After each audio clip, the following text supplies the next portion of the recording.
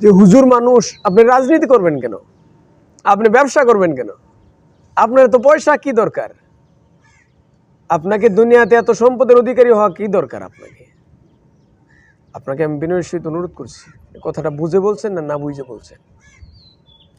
সম্পদ হওয়া তো খারাপ জিনিস নয়, কিন্তু সম্পদকে কন্ট্রোল করা, কন্ট্রোলিং পাওয়ার তৈরি করা, এটা হলো বড় জিনিস। রাজনীতি করা কোনো প্রবলেম নাই, যে কোনো মানুষ রাজনীতি করতে পারে। এটা তার ধর্মীয় অধিকার, তার সাংবিধানিক অধিকার, তার রাষ্ট্রীয় অধিকার, মানুষ হিসেবে তার এটা অধিকার। কিন্তু কন্ট্রোলিং পাওয়ার তার থাকতে হবে। ব্যবসা করা আদৌ খারাপ জিনিস নয়, অথচ আল্লাহ তাআলা কোরআনে বলেছেন আহাল্লাল্লাহুল বাইআ ওয়া হাররামার রিবা, ব্যবসাই তো তোমাদের জন্য হালাল করা হয়েছে, সুদ তোমাদেরকে হারাম করা হয়েছে। কিন্তু আমরা এই তিনটা জিনিস বললাম, ব্যবসা, রাজনীতি, হ্যাঁ, আর পয়সার মালিক হওয়া, সম্পদের মালিক হওয়া, এই তিনটা জিনিসকে আল্লাহ তাআলা উৎসাহিত করেছেন। পবিত্র কোরআনে কারিমে আল্লাহ তাআলা বলেছেন ইনিল হুকমু ইল্লা লিল্লাহ আলা লাহুল খালকু ওয়াল আমর, সৃষ্টি যার, হুকুম চলবে তার। তো হুকুমকে আপনি কেমনে বাস্তবায়ন করবেন? অবশ্যই আপনাকে রাজনীতিতে আসতেই হবে। আর রাজনীতি কি? রাজনীতি হলো রাষ্ট্রনীতি। রাষ্ট্রনীতি মানে রাষ্ট্রকে পরিচালনা করার জন্য কমপ্লিট একটা ডিজাইনকেই বলা হয় রাজনীতি। একটা রাষ্ট্র কিভাবে চলবে, একটা রাষ্ট্রের জনগণ কিভাবে চলবে, রাষ্ট্রের অর্থনৈতিক এই ক্রাইসিসগুলো কিভাবে, সমস্যার সমাধানগুলো করবে, একটা রাষ্ট্র আদর্শ রাষ্ট্র হিসেবে কিভাবে গড়ে উঠবে, এই সবগুলো রাজনীতির অংশ। এগুলো সফল রাজনীতিবিদ কে ছিলেন আপনি চিন্তা করে দেখেন। আইয়ামে জাহিলিয়াতের যুগ, যে যুগে মাইট ইজ রাইট, জোর মুল্লুক তার চলতো। মাইট ইজ রাইট, জোর মুল্লুক তার, এই নীতি চলতো। ওই সময়ে কোনো ভালো মন্দের কোনো বিভেদ করা হতো না। অন্ধকার অজ্ঞতার একটা যুগ ছিল। এই যুগে শান্তি শৃঙ্খলা বলতে কোনো জিনিস ছিল না।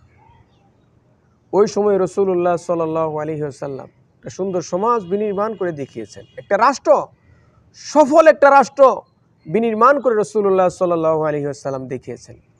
রাসূলুল্লাহ সাল্লাল্লাহু আলাইহি ওয়াসাল্লাম একজন সফল রাজনীতিবিদ ছিলেন। আপনি কি বলতে চান? আপনি বলতে চান হুজুর মানুষ রাজনীতি করবে কিনা? হুজুরের রাজনীতির কি বুঝে? কে বলছে আপনাকে কি বুঝে না? রাজনীতি করার অধিকার যদি থাকে, হুজুরদেরই আছে রাজনীতি করার, আলেম উলামাদেরই আছে রাজনীতি করার অধিকার। আপনি যদি বলেন যে কিভাবে, রাসূলুল্লাহ সাল্লাল্লাহু আলাইহি ওয়াসাল্লাম হাদিস শরীফের মাঝে বলেছেন ইন্নামাল উলামাউ ওয়ারাসাতুল আম্বিয়া, যে আলেম উলামারা হলো সকল নবীদের ওয়ারিস। আপনি চিন্তা করে দেখেন যে রাসূলুল্লাহ সাল্লাল্লাহু আলাইহি ওয়াসাল্লাম উনি যদি একজন সফল রাজনীতিবিদ, সফল রাষ্ট্রনায়ক হতে পারেন, তাহলে ওনার যারা ওয়ারিস রয়েছেন আলেম উলামা, তারা কি সফল রাজনীতিবিদ হওয়ার অধিকার রাখে না? অবশ্যই রাখে। আমরা দেখেছি রাসূলুল্লাহ সাল্লাল্লাহু আলাইহি ওয়াসাল্লামের হাতে করা সাহাবী হযরত আবু বকর সিদ্দিক রাদিয়াল্লাহু আনহু, খোলাফায়ে রাশিদিন হযরত উমর রাদিয়াল্লাহু আনহু, হযরত উসমান গনি রাদিয়াল্লাহু আনহু, হযরত আলী রাদিয়াল্লাহু আনহু, ওনারা প্রত্যেকে একজন সফল রাষ্ট্রনায়ক ছিলেন। সাহাবায়ে কেরাম এক একটা প্রদেশের গভর্নর ছিলেন, এক একটা রাষ্ট্রের অর্থনীতিবিদ ছিলেন। আমাদের হযরত ইউসুফ আলাইহিস সালাম, হ্যাঁ, একজন অর্থ ডিপার্টমেন্টের অর্থমন্ত্রী ছিলেন। তাহলে আপনি চিন্তা করে দেখেন একটা রাষ্ট্রের রাজনীতি করার অধিকার আলেমদের আছে না নাই? আলেমরাই পারে রাজনীতি করতে, তারাই সঠিক রাজনীতি বুঝে। তারা বুঝে একটা রাষ্ট্রের কোনটা কল্যাণ কোনটা অকল্যাণ। কিন্তু প্রবলেম হলো আমাদেরকে আলেমদেরকে ট্যাগ লাগানো হয় যে উনি জঙ্গি হয়ে গেছে, উনি জিএমবি হয়ে গেছে, উনি জামাত ইসলাম, উনি ইসলামী ছাত্র শিবির, উনি চরমোনাই, উনি হেফাজতে ইসলাম, উনি খেলাফত মজলিস, বিভিন্ন তকমা দিয়ে আলেমদেরকে দাবিয়ে রাখা হয়।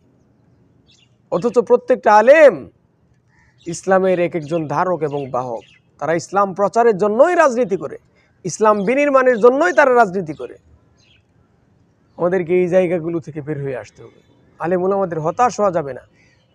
আপনাদেরকে যে কোনো ট্যাগ লাগাতে পারে। জেলখানা কাদের জন্য? আপনি জেলখানার বাহিরেও যা, জেলখানার ভিতরেও তো আপনি তাই। জেলখানার বাহিরে মন চাহি জীবন আপনি করতে পারেন না, তো জেলখানার ভিতরেও তো সেম কাহিনী, যে আপনি জেলখানার ভিতরে মন চাহি জীবন করতে পারবেন না। তো আলেমদের জন্য কোনো প্রবলেম নাই। জেলখানা আর বাহিরে থাকা সমান আলেমদের জন্য। মানে ব্যাঙের আবার সর্দি আছে নাকি? কাকে আপনি ভয় দেখান? আলেমদেরকে জেলের ভয় দেখানো, নির্যাতনের ভয় দেখানোর কিচ্ছু নাই। আলেমদের জন্মই হয়েছে জেলখানার মাধ্যমে। আলেমরা পৃথিবীতে আসার যেদিন সে আলেম হয়েছে সেদিনই সে জেনে গেছে যে জেলখানাটা আমার থাকার জায়গা না। এখানে আমি স্বল্প সময়ের জন্য থাকবো। এই দুনিয়াতে বেঁচে থাকলেও জেলখানার বাইরে থাকলেও জেলখানা, ভিতরে থাকলেও জেলখানা। আমি জেলখানা জীবনযাপনটা পার করে পরকালে আল্লাহ তাআলার স্বাধীন জীবনযাপনে চলে যাব, জান্নাতে চলে যাব। সুবহানাল্লাহ। এই জন্য আলেমদেরকে ইসলামী রাজনীতি সম্পর্কে আরও গভীর জ্ঞান অর্জন করতে হবে, আরও রিসার্চ করতে হবে, আরও গবেষণা করতে হবে, আরও সময় দিতে হবে। সময় দিয়ে ইসলামী রাজনীতি করে একটা ইসলামী সমাজ বিনির্মাণ আমাদেরকে করতে হবে। সেকেন্ড আমরা আসি যে আমরা বলতে চাই যে ব্যবসা, আলেমরা তো ব্যবসা করবে কেন? আরে ব্যবসায়িক এই রুলস তো আলেমরাই করবে। রাসূলুল্লাহ সাল্লাল্লাহু আলাইহি ওয়াসাল্লাম সফল ব্যবসায়ী ছিলেন। নবীজির বেশিরভাগ সাহাবী ব্যবসা বাণিজ্যে লিপ্ত থাকতেন, ব্যবসায়িক অনেক লাভবান। নবীজির সাহাবায়ে কেরাম অনেক লাভবান ব্যবসায়ী ছিলেন। তো আলেম ওলামারা তো অবশ্যই ব্যবসার অধিকার রাখে। প্রত্যেকটা আলেমের উচিত ব্যবসাগুলো করা। বিভিন্ন ধরনের ব্যবসা রয়েছে, হালাল তরিকার ভিতরে থেকে যত ধরনের ব্যবসা রয়েছে, হালাল উপায়ে হালাল তরিকায় আমাদেরকে ব্যবসাগুলো করে আলেমদেরকে স্বাবলম্বী হতে হবে। আলেমদেরকে নিচের হাতে যাওয়া যাবে না, উঁচার হাত। আলেমরা বেশি বেশি দান করবে। আলেমরা সাধারণ মানুষদেরকে দান করে করে রাসূলুল্লাহ সাল্লাল্লাহু আলাইহি ওয়াসাল্লামের সুন্নত, সাহাবায়ে কেরামের সুন্নত শিক্ষা দিবে, যে নবীজি এবং সাহাবায়ে কেরাম কিভাবে অকাতরে দান করে গিয়েছেন। এই নজির আলেমরা রাখবে। আলেমরা উপরের হাতকে পছন্দ করবে। রাসূলুল্লাহ সাল্লাল্লাহু আলাইহি ওয়াসাল্লাম যেমন উপরের হাত পছন্দ করতেন, আলেমদের উচিত উপরের হাতকে পছন্দ করা। এজন্য আলেমদেরকে কি করতে হবে? বিভিন্ন ধরনের হালাল তরিকায় থেকে ব্যবসা বাণিজ্যের দিকে এগিয়ে আসতে হবে। থার্ড আরেকটা বিষয়, যে অনেক টাকার মালিক আলেমরা হতে পারবে কিনা? অবশ্যই পারবে, কেন পারবে না? হযরত আবু বকর সিদ্দিক রাদিয়াল্লাহু আনহু সেই যুগে 10,000 স্বর্ণ মুদ্রা দিয়ে হযরত বেলাল হাবশী রাদিয়াল্লাহু আনহুকে উমাইয়া ইবনে খলফের কাছ থেকে কিনে নিয়ে আজাদ করে দিয়েছেন, মুক্ত করে দিয়েছেন। আপনি চিন্তা করে দেখেন যে ওই সময়ে আবু বকর সিদ্দিক রাদিয়াল্লাহু আনহু 10,000 স্বর্ণ মুদ্রা দিয়ে হযরত বেলাল রাদিয়াল্লাহু আনহুকে কিনে নিয়ে আজাদ করে দিলেন, মুক্ত করে দিলেন। কত সম্পদের মালিক হযরত আবু বকর সিদ্দিক রাদিয়াল্লাহু আনহু ছিলেন। উসমান গনি রাদিয়াল্লাহু আনহু কত সম্পদের মালিক ছিলেন। আব্দুর রহমান ইবনে আউফ রাদিয়াল্লাহু আনহু কত সম্পদের মালিক তারা ছিলেন। সম্পদ অনেক অর্জন করা কোনো প্রবলেম নাই, কিন্তু প্রবলেম হলো হালাল তরিকায় উপার্জন করতে হবে, হালাল তরিকায় ব্যয় করতে হবে। কন্ট্রোলিং পাওয়ার এটা আপনাকে থাকতে হবে, ব্রেক থাকতে হবে। যদি ব্রেক থাকে আপনার কোনো প্রবলেম নাই।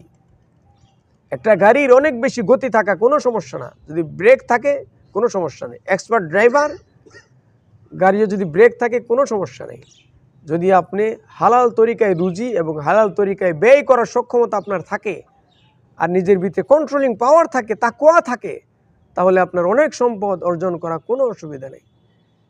এই জন্য আজকে আমরা এই তিনটা জিনিসে একটা মোটামুটি সংক্ষিপ্ত একটা সলিউশন পেয়ে গেলাম, যে আলেমদেরকে রাজনীতি করার কোনো বাধা নিষেধ কেউ দেয় না আপনাকে। আল্লাহ তাআলা নিজে যেখানে আপনাকে খোলা রেখেছেন, আল্লাহ তাআলা বলেছেন তো, ইন্নী জাইলুন ফিল আরদি খলিফা, আমি খলিফা বানাতে চাই। খলিফা কে?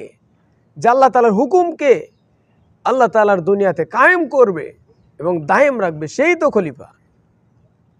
তো আপনি যদি রাজনীতি না করেন, তাহলে আপনি আল্লাহ তাআলার যে হুকুম এগুলো আপনি কিভাবে পালন করবেন? কিভাবে আপনি একটা সমাজে বিনির্মাণ করবেন? একটা দেশে আইন কানুন কিভাবে আপনি তৈরি করবেন? এই জন্য ইসলামী রাজনীতি আপনাকে করতেই হবে। যে কোনো অ্যাঙ্গেল থেকে আপনি করেন না কেন, ইসলামী রাজনীতি আপনাকে করতেই হবে। ইসলামী আন্দোলন আপনাকে গড়ে তুলতেই হবে।